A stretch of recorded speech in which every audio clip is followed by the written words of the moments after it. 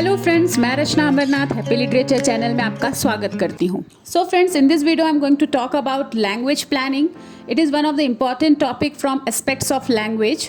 So the main objectives of this video is to make you clear with the meaning of language planning as well as the types of language planning. तो पहले हम देखते हैं, अगर आप ऐसे type के क्वेश्चन के लिए प्रिपेयर हो रहे हैं तो इस कॉन्सेप्ट पे बेस्ड किस टाइप का क्वेश्चन फॉर्म हो सकता है. First question is discuss different types of language planning. How do they relate to Indian context? Give an account of different types of language planning with example.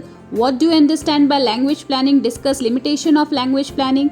What do you understand by the term language planning? Describe the practical consideration that need to be taken into account by the language planners. तो सबसे पहले हम language planning को एकदम short में समझ लेते हैं, उसके बाद टेक्स्ट को देखेंगे.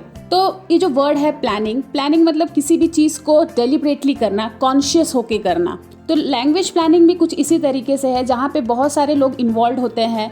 कुछ फॉर्मल एजेंसी इन्वॉल्व होती है, गवर्नमेंट इन्वॉल्व होते हैं, लिंग्विस्ट इन्वॉल्व होते हैं, ताकि लैंग्वेज में कुछ चेंजेस ला सके और वो चेंजेस जो है वो स्टैंडर्डाइज हो सके, मतलब वो सभी लोग उस चीज़ को फॉलो करें. तो इसी को बोलते हैं लैंग्वेज प्लानिंग. तो चाहे वो चेंज लैंग्वेज के फंक्शन से रिलेटेड हो, चाहे उसके स्ट्रक्चर से रिलेटेड हो. तो ये क्या है, ग्रुप ऑफ पीपल जो मतलब लैंग्वेज का नॉलेज रखते हैं, वो लोग एक साथ आते हैं, एक साथ उस पर रिसर्च करते हैं, तो लैंग्वेज में कुछ चेंजेस लाते हैं ताकि लैंग्वेज और बेटर हो सके. Now let's see what is given in the definition. In sociolinguistics, what is sociolinguistic? A study of sociological aspects of language. In sociolinguistics, language planning is a deliberate effort to influence the function, structure or acquisition of languages or language varieties within a speech community. तो यहाँ पे क्या बताया है कि language planning क्या है, एक डेलिब्रेट एफर्ट है जो क्या इन्फ्लुएंस करता है. इन्फ्लुएंस मतलब किसी चीज़ को कंट्रोल करना या फिर चेंज करना. तो क्या चेंज होता है? लैंग्वेज का फंक्शन, लैंग्वेज की एक्टिविटी चेंज होती है, लैंग्वेज का स्ट्रक्चर चेंज कर सकते हैं या फिर एक्विजिशन चेंज कर सकते हैं. किसके अंदर? स्पीच कम्युनिटी के अंदर ही. स्पीच कम्युनिटी क्या है? जो ग्रुप ऑफ पीपल एक ही लैंग्वेज के पैटर्न को फॉलो करते हैं, रूल्स को फॉलो करते हैं, उनको क्या बोलते हैं? Speech community. चलो दूसरे तरीके से समझते हैं. The term language planning refers to measures taken by official agency to influence the use of one or more languages in a particular speech community. तो इसका भी मतलब यही हुआ, कुछ ऑफिशियल, चाहे वो गवर्नमेंट हो या प्राइवेट हो, वो लोग ने कुछ मेजर्स लेते हैं और लैंग्वेज को चेंज करते हैं, उसके इन्फ्लुएंस को चेंज करते हैं, और वही चेंजेस जो है पूरा स्पीच कम्युनिटी, मतलब जिसका लैंग्वेज चेंज हुआ है जिस कम्युनिटी का, उसको वो चीज़ को फॉलो करना है, उसको स्टैंडर्डाइज करना है.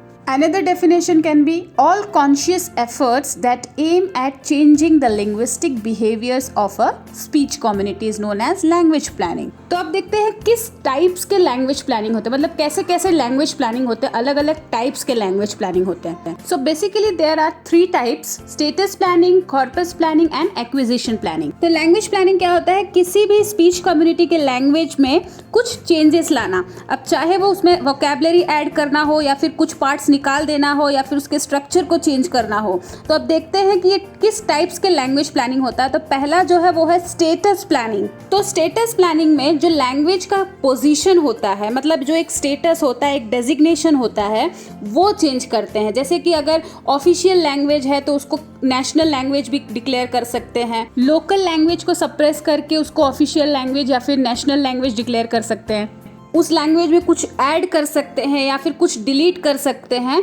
तो ये सब चीज़ों को क्या बोलते हैं? Status planning. So status planning refers to case in which the attributed status of language और variety is changed. Example, the designation of a language as the official or national language. मतलब स्टेटस प्लानिंग में क्या हो सकता है? Language का designation change हो सकता है, तो उसको ऑफिशियल लैंग्वेज भी डिक्लेयर कर सकते हैं या तो नेशनल लैंग्वेज डिक्लेयर कर सकते हैं. Then decision about language to be added or deleted on the list of those permitted in some context. Then decision about the language of religion or language of instruction in the educational system. मतलब educational system में जो educational domain रहता है उसमें language of instruction change हो सकता है कि अब से इस लैंग्वेज में इंस्ट्रक्शन दिया जाएगा. तो ये सब टाइप की जो प्लानिंग है उसको बोलते हैं status planning. Then next we have corpus planning. The corpus planning का क्या मतलब होता है? कॉर्पस जो वर्ड है इसका मतलब होता है कलेक्शन ऑफ रिटन और स्पोकन टेक्स्ट. तो कॉर्पस प्लानिंग के थ्रू लैंग्वेज में कैसे चेंजेस आते हैं? लैंग्वेज के स्ट्रक्चर को चेंज करते हैं, मतलब उसमें जो वोकैबुलरी है, मॉर्फोलॉजी है, स्पेलिंग है, या फिर कुछ नया स्क्रिप्ट को एडॉप्ट करते हैं.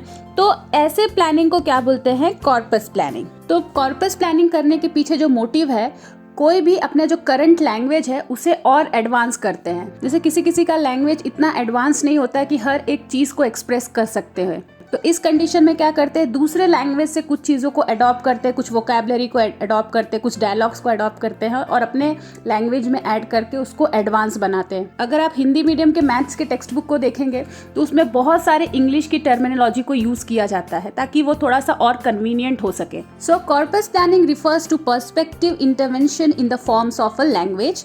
This may be achieved by creating new words or expression, modifying old ones, or selecting among alternatives form. Corpus planning aims to develop the resource of a language so that it become an appropriate medium of communication for the modern topics and forms of discourse, equipped with terminology needed for use in administration, education, etc.